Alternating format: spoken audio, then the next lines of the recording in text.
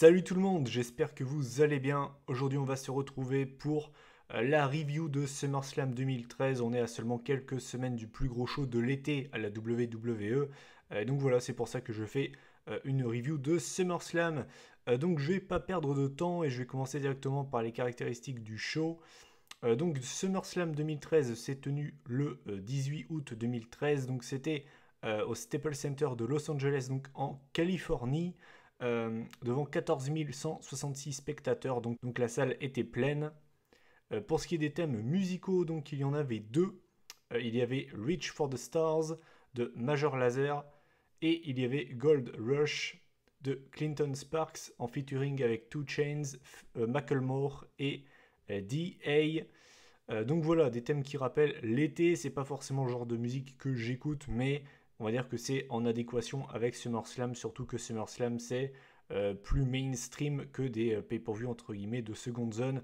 Donc voilà. Maintenant que la présentation est faite, on va pouvoir attaquer la review tout simplement. Et donc l'opener de ce SummerSlam, donc c'était un Ring of Fire match appelé Inferno match dans le passé. Donc entre Bray Wyatt et Kane. Donc alors, faut savoir une chose, première précision, c'était le tout premier match de Bray Wyatt en pay-per-view à la WWE. C'est quand même, l'air de rien, c'est quand même pas mal pour lui. Le mec débute face à Kane, qui est un futur Hall of Famer. Il commence à SummerSlam, donc il ouvre le deuxième plus gros show de l'année dans un Ring of Fire match, une stipulation on n'avait pas vue depuis très longtemps. Donc, l'air de rien, c'est des bons débuts pour Bray Wyatt, qui donc était accompagné de Eric Rowan et Luke Harper. Match qui a duré un tout petit peu moins de 8 minutes, donc c'est pas énorme, mais... Alors, c'est un match où je vais pas m'attarder très longtemps dessus parce que j'ai pas grand chose à dire. Je vais juste donner mon avis en fait sur la stipulation. Je sais pas ce que vous en pensez, personnellement je n'aime pas. Je trouve d'ailleurs la stipulation un petit peu ridicule. Le seul intérêt entre guillemets de cette stipulation, c'est que au moins tu ne peux pas avoir, on va dire, d'intervention extérieure, même si au final vous allez voir que ben il y en a eu une dans ce match, donc même ben en fait voilà. En fait, je trouve que cette stipulation, elle sert un peu à rien en fait. Concrètement, je la trouve même un peu ridicule. Je sais pas ce que vous en pensez. Donc le but quand même, je vais peut-être le rappeler pour ceux qui en auraient jamais vu ou qui ne sauraient pas ce que c'est. Bah, c'est simple, vous avez en fait les quatre côtés du ring en fait sont entourés de flammes et en fait dès qu'il y a une chute dans le ring, on va dire que les flammes sont plus intenses. Mais je trouve ça ridicule en fait. Bref, donc Kane face à Wyatt, comment ça s'est passé? Bah c'est simple, Kane a dominé le match. Il a apporté 3 chokeslam d'affilée. Il n'a pas tenté de tomber, ce que je trouve un petit peu bizarre. Et en fait, il a voulu enchaîner avec le Tombstone Piledriver. Et en fait, c'est à ce moment-là que Harper et Rowan, qui avaient déjà tenté de rentrer dans le ring pendant le match, mais ils n'avaient pas réussi, là, en fait, ils ont pris une sorte de bâche qu'ils ont posée en fait sur l'un des côtés du ring. Du coup, ils ont pu poser leurs pieds pour pas se faire cramer, tout simplement. Et bah, ils ont attaqué Kane.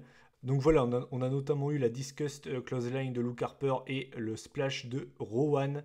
Et derrière, Bray Wyatt a enchaîné avec la Sister Abigail pour la victoire donc de Bray Wyatt qui remporte ce Ring of Fire match. Belle victoire pour lui, l'air de rien, parce que voilà, le mec bat Kane pour ses débuts en pay-per-view, c'est quand même une belle victoire pour lui. Pour ce qui est du match en lui-même, par contre, franchement, c'était vraiment vraiment pas terrible. Je dirais même que c'est le deuxième moins bon match de la soirée. C'était mou, c'était... En plus de ça, je vais tout vous dire, sincèrement, j'étais trop concentré sur les flammes, j'arrivais limite même pas à regarder ce qui se passait dans le ring. Donc voilà, mettre ça en opener, je suis pas certain que c'était forcément une bonne idée, et c'était pas terrible. Pour les débuts de Bray Wyatt, en termes de qualité in-ring, c'était pas terrible. Par contre, la victoire pour Wyatt, elle est quand même prestigieuse, parce que Kane, c'est quand même pas n'importe qui. Donc j'ai mis 4 sur 10, et je me trouve peut-être même généreux, parce que sincèrement, je vous le dis, c'est pas le match rêvé pour lancer un pay-per-view, surtout le deuxième plus gros show de l'année. Ensuite, le deuxième match de la soirée, donc c'était Cody Rhodes contre Damien Sandow, donc on va dire les coéquipiers de la team Rhodes Scholar réglaient leur compte, hein, puisqu'à la base ils formaient une équipe. Et en fait, il faut savoir que la rivalité, elle est simple. Cody Rhodes, lors du pay-per-view Money in the Bank, qui était dans la chronologie juste avant SummerSlam, était en fait à deux doigts, si je me souviens bien, de décrocher la mallette. Et en fait, Damien Sandow l'a balancé en fait pour décrocher la mallette. Donc voilà, d'où vient, on va dire, la rivalité, l'animosité entre les deux mecs. Donc alors mon avis sur ce match, bon déjà le match a duré un peu moins de 7 minutes, donc c'est pas énorme, voilà, comme le premier match en fait. J'ai noté qu'on a vu quelques belles prises pendant ce match. On a notamment eu le Beautiful Disaster Kick de Cody. On a également Cody qui apportait une sorte de Muscle Buster donc sur Sando. J'ai vraiment bien aimé cette prise. Finalement, c'est un match comme le premier, j'ai pas grand chose à dire dessus. C'était un match sympa en fait. J'ai trouvé que le match était vraiment cool. Malheureusement, le défaut de ce match, c'est qu'il est vraiment trop court. Il a duré 6 minutes 40. Donc voilà, je trouve ça vraiment dommage que le match n'ait pas duré plus longtemps, surtout que voilà, on a eu grosso merdo, pour vous la faire simple, on a eu pas mal de segments, entre guillemets, de choses inutiles lors des 30 premières minutes. On a notamment eu le Miz qui était en fait le guest host, enfin le host en fait de ce SummerSlam, donc il a fait un segment totalement inutile. On a eu une vidéo de Paul Heyman qui nous a teasé, on va dire, le match de Lesnar pour plus tard. On a également eu l'avis du panel du kick-off, donc il y avait Vicky Guerrero, Booker T, tout le machin. Sincèrement, sur les 30 premières minutes de show, on a perdu facilement 15 minutes où vraiment pour moi ça servait à rien. Donc, mais le match était vraiment sympa. Et donc en fait à la fin du match c'est très simple. Cody en fait a réussi à porter son Crossroads pour remporter le match. Donc voilà, victoire de Cody Rhodes sur le Mr. Money in the Bank de l'époque. Mais voilà, c'était un bon match. Trop court malheureusement, donc j'ai mis 6 sur 10. Donc voilà. Ensuite, alors le troisième match de la soirée, là on commence à rentrer dans le vif du sujet. Premier match, on va dire, important de ce pay-per-view. Donc c'était pour le World Heavyweight Championship. Donc c'était Alberto Del Rio, le champion, face à Christian. Match qui a duré 12 minutes 30, donc ça en fait une bonne durée. C'est un peu dommage. Pareil, encore une fois, moi j'aurais pas craché sur 2-3 minutes en plus. Donc alors j'ai noté que Del Rio s'était concentré sur le bras gauche de Christian au début du match et vous allez voir que ça a eu son importance pour la fin de match.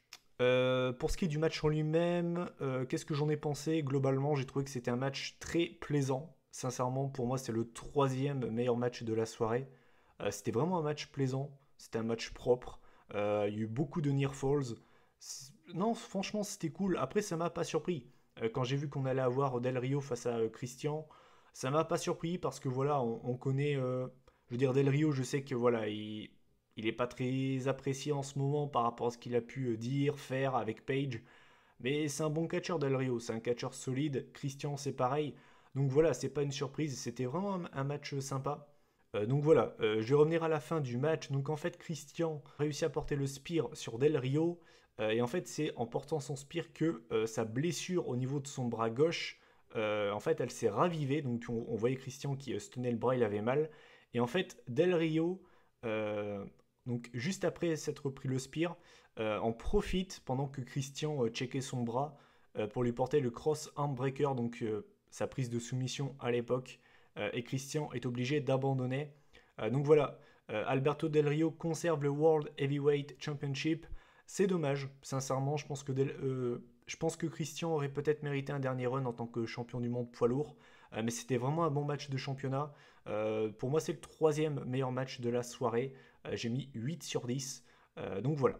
Ensuite, on enchaîne avec le quatrième match de la soirée. Et alors là, vous allez rigoler, je pense. C'était un match entre Natalia et Brie Bella. Match qui a duré un peu plus de 5 minutes. Donc voilà, c'est pas terrible. Alors vous allez me dire, pourquoi tu dis ça, Mathieu? Alors c'est vrai que Natalia contre Brie Bella, c'est pas non plus un truc qui fait rêver. Mais c'est pas ça. Quand je dis que c'est drôle, c'est limite honteux. Alors en fait, vous allez vous dire, pourquoi Natalia et Brie Bella s'affrontaient à SummerSlam, qui est donc, je le rappelle quand même, hein, le deuxième plus gros show de l'année. Eh bien, Natalia et Brie Bella s'affrontent à cause d'un tweet. Oui, oui. En fait, qu'est-ce qui s'est passé? Les Bella, en fait, si je me souviens bien, Natalia a dit que voilà, elle était impatiente de la nouvelle saison de Total Diva et tout le machin. Et en gros, les Bella ont mis un tweet en disant que c'était les seules stars du programme en fait. Donc voilà, voilà la raison pour laquelle on a ce match à SummerSlam, qui je le rappelle quand même, hein, pour ceux qui auraient peut-être oublié déjà, c'est le deuxième plus gros show de l'année. Brie Bella et Natalia s'affrontent pour un tweet. Ouais, ouais. Alors, je veux bien que, voilà, je sais que ça fait un débat par rapport à ça, mais il y en a souvent qui disent qu'il n'y a pas forcément de Women's Revolution, tout ce que vous voulez. Je suis désolé, hein, mais pour moi, il y en a quand même eu une, l'air de rien. Hein. Les femmes ont peut-être pas encore autant de spotlight que les mecs, mais il y a quand même un sacré changement, l'air de rien. Et ce qui me fait le plus rire, c'est que c'est pas vieux, quoi. C'était il y a 4 ans, les gars. Il y a 4 ans. C'est rien, 4 ans. C'est ouf. Franchement, c'est ouf. Donc, comment vous dire que le public en avait rien à foutre? J'ai envie de vous dire, sincèrement, est-ce qu'on peut les blâmer? Sincèrement. Je veux dire, on te présente un match, entre guillemets, bouche-trou déjà de base, qui en plus de ça part d'un tweet. Oui, les gens n'avaient rien à foutre. Donc, on a eu le public qui a chanté pour Jerry Lawler, Michael Cole, JBL, Zack Ryder, et il y avait un chant We Want Tables. Est-ce que je peux les blâmer? Sincèrement, hein? Non. Moi, si j'étais dans le public, j'en aurais rien eu à foutre. Mais c'est normal, c'est tout à fait normal. Bref, donc je vais même pas vous résumer le match parce qu'il y a presque rien à résumer. Le match, comment ça s'est passé? Ben, Natalia a réussi à porter l'Alabama Slam et ensuite elle a réussi à enchaîner avec le sharpshooter sur Brie Bella donc pour la faire abandonner. Donc voilà, victoire de Natalia. J'en pense absolument rien. C'était un match bouche-trou qui part d'un tweet. C'était mauvais. Voilà, pour moi, c'est le moins bon match de la soirée. J'ai mis 3,5 sur 10 et c'est tout ce que j'ai à dire là-dessus. Alors là, très clairement, on va passer du coq à l'âne. Hein. On va passer vraiment. Là, c'est les opposés. Hein. Donc, on va passer à l'un des blockbusters de ce pay-per-view. Donc, c'était The Best versus The Beast dans un no disqualification match. Donc, Brock Lesnar face à CM Punk. Pareil, la rivalité, elle est assez simple. À la base, Paul Heyman était le manager de CM Punk et lors du pay-per-view Money in the Bank, Punk allait décrocher la mallette et en fait, Paul Heyman l'a trahi en lui balançant des gros coups d'échelle dans la gueule. Et voilà. Et ensuite, le lendemain, Paul Heyman est venu s'expliquer à Raw en disant qu'il avait tout simplement changé de poulain, que CM Punk n'était pas le best in the world sans Paul Heyman. Voilà. Donc en gros, voilà.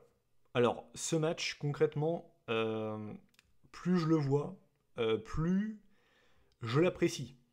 C'est-à-dire que je l'avais vu une première fois, je l'avais déjà trouvé très bon, et je l'avais revu l'année dernière, je l'avais trouvé encore meilleur, et je l'ai revu forcément donc pour la review, hein, et je le trouve encore meilleur. C'est-à-dire que je trouve ce match tellement bon. Sincèrement, j'ai eu les frissons en le revoyant. Euh, c'est concrètement David contre Goliath. Goliath, bien évidemment, Brock Lesnar. David, dans le rôle, forcément, CM Punk. C'est-à-dire que vous avez un mec qui est baraque, qui part avec un gros avantage physique. Vous avez CM Punk, forcément, qui est considéré à l'époque comme le best in the world, mais n'a clairement pas l'avantage physique. Et ce qui est beau dans ce match, c'est que ça raconte une histoire. C'est-à-dire que le mec, Punk, est forcément beaucoup moins gros, beaucoup moins avantagé, mais il a un cœur gros comme ça et il va rien lâcher. Et c'est clairement l'histoire de ce match. Concrètement, donc, le match a été très clairement dominé par Brock Lesnar dès le début du match, donc suite à ce que je vous ai dit, hein, dû à son physique, hein, concrètement. Et puis ensuite, ben, plus le match s'est avancé, plus les débats se sont équilibrés. Et ensuite, ben, c'est carrément Punk qui a pris l'avantage. Il y a eu beaucoup de grosses prises dans ce match. On a notamment eu le Kimura Lock de Lesnar, l'Anaconda Vice de Punk. On a eu quoi? De toute façon, je vous le dis, hein, j'ai pas réussi à tout noter hein, parce qu'il y a eu beaucoup de prises, beaucoup de gros moments dans ce match. J'ai noté que Paul Heyman, en fait, avait intervenu 2 fois au moins 2 fois sûr. Après, je me souviens plus, peut-être 3 fois, c'est possible. Donc, Punk avait réussi à porter le JTS sur Lesnar et donc Heyman est venu casser le tombé. Et on a également eu l'Anaconda Vice et c'est là où Paul Heyman est également intervenu. Euh, voilà, c'était un très bon match. Et donc, la fin du match, c'est simple. En fait, on a Brock Lesnar qui a surpris CM Punk en lui portant le F5 directement sur la chaise. D'ailleurs, très très bien, ça rendait très très bien à l'écran. Et donc voilà, victoire de Brock Lesnar qui bat CM Punk. Mais quel match, sincèrement, quel match. Je ne vais pas dire que le public était endormi avant ce match, mais il n'y avait pas une ambiance pas, voilà, l'ambiance n'était pas exceptionnelle, on va dire. Et très clairement, les mecs ont fait lever la salle, ils ont totalement réveillé le public. C'est pour moi le meilleur match de la soirée, à égalité avec le main event. C'était un excellent match. On a tendance à dire que Brock Lesnar ne sait plus catcher, que depuis son retour en 2012, il a fait très peu de très bons matchs. Je peux vous le dire en étant sûr de moi, enfin après c'est que mon avis bien sûr, hein, mais pour moi c'est le meilleur match de Lesnar depuis son retour, et même l'un de ses meilleurs matchs tout court. J'adore le match. Concrètement, j'adore ce match parce que c'est ce fameux côté David contre Goliath. Et c'est pour ça que je suis persuadé qu'un Daniel Bryan au sommet de son art face à Brock Lesnar, ça aurait pu donner quelque chose d'incroyable. Avec tout le public qui était derrière lui en mode yes, yes, yes, ça aurait vraiment pu donner quelque chose d'incroyable. Mais concrètement, pour moi, c'est un match exceptionnel. Sincèrement, plus je vois ce match, plus je l'apprécie. Du coup, pour la note, j'ai mis 10 sur 10. Quel match! Concrètement, c'est le genre de match à voir si vous l'avez jamais vu. Voilà, histoire de rentrer dans l'ambiance de SummerSlam. Foncez voir ce match, vous allez clairement pas être déçus. Ensuite, l'avant-dernier match de la soirée, donc c'était un match par équipe mixte. Donc on avait Caitlyn et Dolph Ziggler face à Biggie Langston et AJ Lee, qui était donc la championne Diva à l'époque. Match qui a duré un peu moins de 7 minutes, donc c'est encore une fois comme pour les deux premiers matchs, c'est pas énorme on va dire, c'est ça qui est dommage. Et je vais vous tenir le même discours que pour le Damien Sandow contre Cody Rhodes. Match pas très long, mais très plaisant à suivre. Sincèrement, c'était un match plaisant. Il est passé vraiment très rapidement, j'ai pas vu le temps passer. J'ai pas grand chose à dire dessus, mais c'était voilà, c'était un match plaisant. Sincèrement, c'était vraiment un match plaisant. Donc à la fin du match, comment ça s'est passé?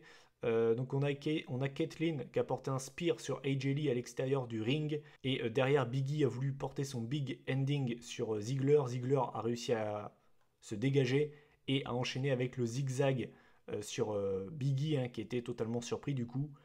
Donc voilà, victoire de Dolph Ziggler et de Caitlyn. J'ai noté deux choses. De un, j'aimais plutôt bien Caitlyn. Je sais pas ce que vous en pensez. Moi, je trouve qu'elle était vraiment sympa. C'était pour moi peut-être l'une des meilleures catcheuses à l'époque à la WWE.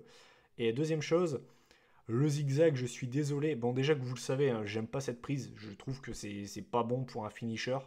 Mais alors, j'ai noté que sur un mec comme Biggie, avec la carrure qu'il a, t'y crois encore moins. Mais j'y ai pas cru, quoi. Je veux dire, vraiment, j'ai rien contre Dolph Ziggler, hein, vraiment. Mais alors, pour moi, je comprends toujours pas pourquoi il a toujours cette prise dans son arsenal. Enfin, en tout cas en finition. Je trouve qu'il pourrait quand même avoir mieux que ça comme prise de finition. Ça n'engage que moi, bien sûr. Mais voilà, le match était sympa, malheureusement trop court. Mais voilà, j'ai mis 6,5 sur 10. J'aurais bien voulu que le match dure 3-4 minutes en plus, ça m'aurait vraiment pas dérangé. Et enfin, le main event de la soirée, c'était pour le WWE Championship. C'était le deuxième blockbuster de ce pay-per-view. Donc c'était le champion John Cena contre Daniel Bryan. Match qui a duré 27 minutes. D'ailleurs, j'ai oublié de le préciser, mais le Lesnar Punk a duré 25 minutes. Donc voilà, Bryan Cena 27, donc c'est le match le plus long de la soirée. À noter que Triple H était l'arbitre spécial et vous verrez qu'il a joué un rôle assez important à la fin du match. À la fin du show, je dirais même. J'ai beaucoup aimé le fait qu'ils ont présenté Daniel Bryan comme le catcheur et John Cena un peu l'entertainer. J'ai vraiment bien aimé cette opposition de style. Ils ont remontré, on va dire, la rivalité où Daniel Bryan disait que John Cena c'était une parodie de catch. J'ai vraiment bien aimé cette rétrospective. Je pense que j'aurais été très très hypé à l'époque puisque ben, je vous l'ai déjà dit plein de fois, mais moi j'avais fait une pause en fait. Voilà, j'ai fait une pause en 2013. Je n'avais pas suivi, on va dire, la rivalité. Pour ce qui est de ce match, c'est très clairement le match le plus propre du pay-per-view. C'est un excellent match, concrètement, je ne vais pas passer par quatre chemins. Hein. Pour moi, c'était un très très bon match. Le public était chauffé comme pas possible. En plus de ça, avec Bryan dans le match, il n'y avait que des yes, enfin, c'était n'importe quoi. Il y avait une sacrée ambiance, hein. Très très grosse ambiance. J'ai noté que c'était un régal de revoir Daniel Bryan dans un ring et j'ai noté que c'était une sacrée perte. Hein.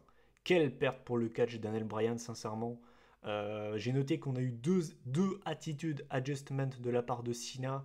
On a eu deux yes lock. On a eu un STFU de Bryan, un de Cena. C'était un sacré match, bordel de merde. C'est tout ce que je peux vous dire. C'était un superbe match. On a également eu à la fin du match, enfin, juste avant la fin du match, on a eu un échange de claques entre Cena et Bryan, c'était tellement bon. Ça m'a rappelé l'échange entre Sami Zayn et Nakamura à TakeOver Dallas. C'était un sacré match, hein. Bordel de merde. Quel match, quel main event. Là tu finis un SummerSlam sur un match comme ça, t'es content, hein. Concrètement, quel match quoi. Et donc, ben, je vais revenir à la fin du match. Donc, en fait, ben, tout simplement, Daniel Bryan réussit à porter son running high knee pour la victoire. Donc voilà, Daniel Bryan bat John Cena et devient WWE Champion.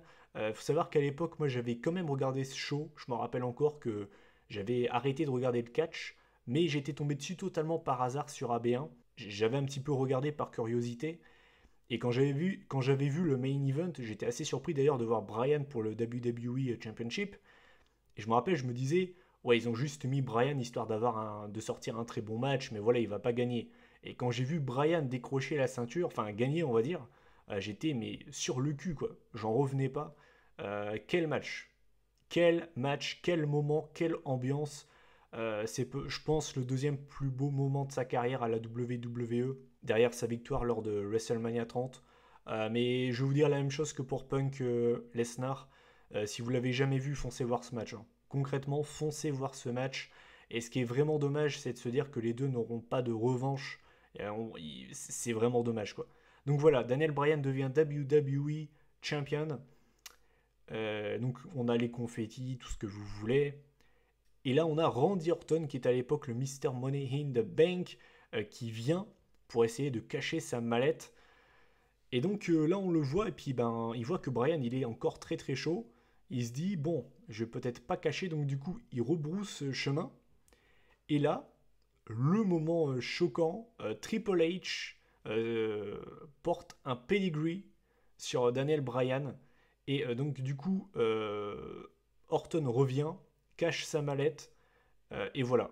Donc Randy Orton fait le tombé et remporte le match. Donc voilà, Randy Orton devient WWE Champion. Daniel Bryan donc aura été champion environ 3 minutes. Je vous le dis franchement, si je faisais à l'époque, hein, si je faisais des vidéos résultats de pay-per-view comme maintenant, je pense que j'aurais été très très très pas énervé, mais j'aurais été très déçu. J'aurais été extrêmement déçu.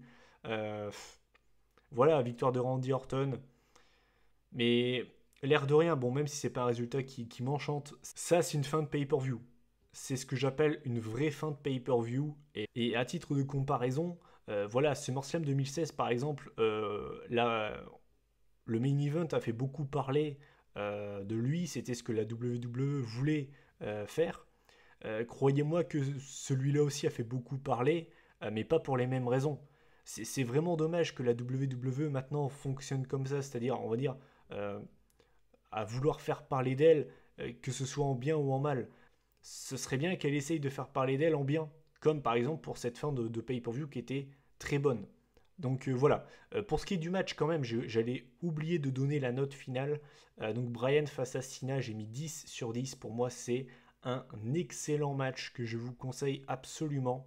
Et donc voilà, vous avez bien compris, j'ai mis 2 5 stars lors de ce pay-per-view. Je crois bien que c'est la première fois que je donne 2 5 stars lors d'un pay-per-view. Et très clairement, les notes ne sont pas volées. Bah voilà, bah écoutez, en faisant la moyenne de ce pay-per-view, j'arrive à une moyenne de 6,85, très exactement sur 10. Donc voilà, c'est une note qui reflète pas forcément mon ressenti, je mettrais un peu plus. Si je devais mettre, on va dire, une note comme ça, sans prendre en compte les notes que j'ai mises au match, je donnerais comme ça 7,5, 8 sur 10. Pour moi, c'est un show vachement solide, SummerSlam 2013. C'est un show que je vous conseille. Si vous l'avez jamais vu en patientant pour le SummerSlam de cette année, c'est un show que je vous conseille. Pour moi, c'est un show que j'ai trouvé assez rapide. Genre, j'ai pas vraiment vu le temps passer. Je trouve que c'est un show qui se laisse vraiment regarder très facilement. Vous avez deux matchs entre guillemets dans les points négatifs. Le Wyatt Kane que j'ai vraiment pas trouvé terrible et le Natalia Bribella qui est un match vraiment pas terrible. Et en plus de ça, quand tu vois la raison pour laquelle bah, elles se battent, c'est quand même chaud. Vous avez deux matchs que je vais mettre, on va dire, en catégorie neutre, enfin en tout cas qui sont, on va dire, passables. Voilà, ils ont rien de fou, mais sont pas mauvais. Donc le Rhodes Sando et le match mixte par équipe. Vous avez 3 matchs, on va dire, dans la catégorie bon, très bon. Le match pour le World Heavyweight Championship, le Punk Lesnar et le Bryan Cena. Vous avez quand même 2 très bons matchs dans ce pay-per-view. Les 2 matchs de championnat poids lourd sont de qualité, ce qui n'est pas tout le temps le cas. Donc ouais, moi c'est un show que je vous conseille, c'est un show que j'ai pris du kiff à regarder. Et très clairement ce SummerSlam est bien au-dessus de celui qu'on a eu l'année dernière. Bah voilà, bah écoutez, cette vidéo est terminée. Je vous invite tout simplement à donner votre avis en commentaire sur ce pay-per-view, ce que vous en avez pensé. Comme d'habitude, voilà, donc n'hésitez pas à commenter, liker et partager la vidéo si le cœur vous en dit. On se retrouve la semaine prochaine pour une prochaine vidéo. D'ici là, prenez soin de vous. Salut tout le monde.